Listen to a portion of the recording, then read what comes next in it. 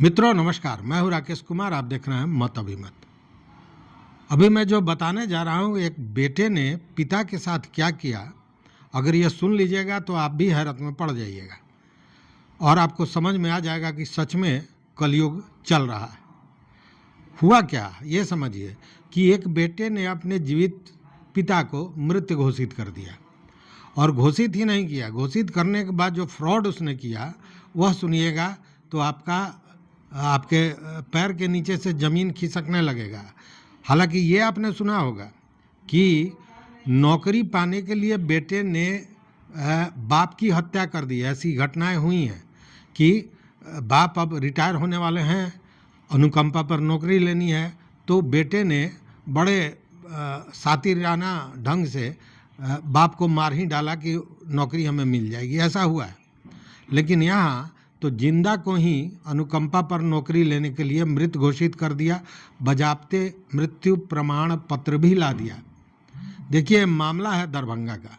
दरभंगा में अनुकंपा समिति की बैठक हुई और उस बैठक में ये मामले सामने आई। और जब मामले सामने आए तो डीएम भी आश्चर्यचकित हो गया कि आखिर ऐसा कैसे हो सकता है। हुआ क्या था कि पथ प्रमंडल विभाग में दरभंगा में एक 4th ग्रेड के एम्प्लॉय हैं, कर्मचारी हैं, जिनका नाम है विष्णुदेव यादव। विष्णुदेव यादव जीवित हैं और काम कर रहे हैं।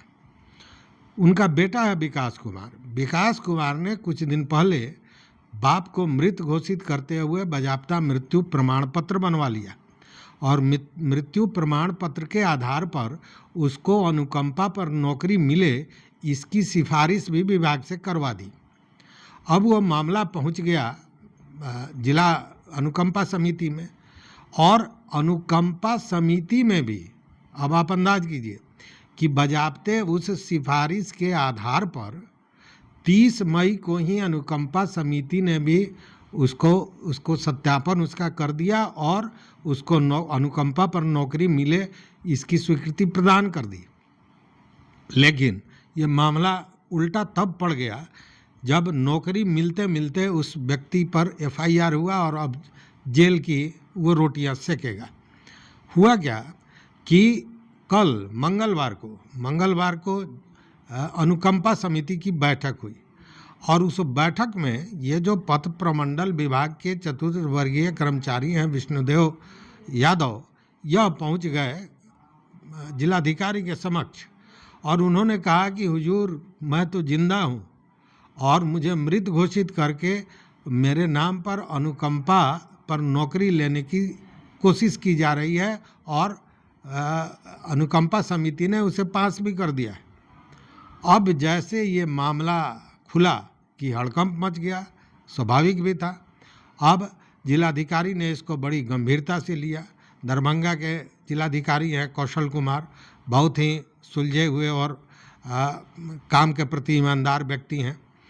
तो उन्होंने तुरंत इन चीज़ों को संज्ञान में लेते हुए सबसे पहले जो ये अनुकंपा पर नौकरी की स्वीकृति थी उसको तो रद्द कर दिया, उस सिफारिश को रद्द कर दिया और साथ में ये कहा कि इस साजिश में जितने भी लोग शामिल हैं उन पर तुरंत एफआईआर किया जाए।